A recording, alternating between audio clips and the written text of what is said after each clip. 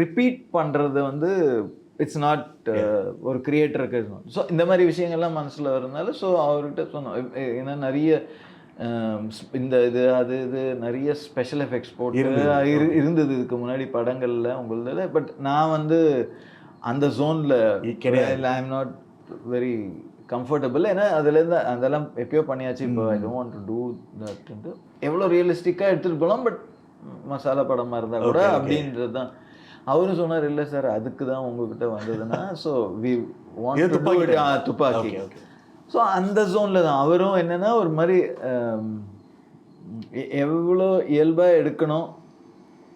High moments இருக்கும் படத்தில், but பார்க்கும்போது இல்லை ஒரு ரியலிஸ்டிக் எவ்வளோ கிட்ட இருக்க முடியுமோ அவ்வளோ எடுத்துகிட்டு போகணும் தான். இப்போ நீங்கள் ஸோ அந்த அந்த ஒரு வேவ் லெங்த் மேட்ச் ஆச்சு. ஸோ அப்போலேருந்து வி ஸ்டார்டட்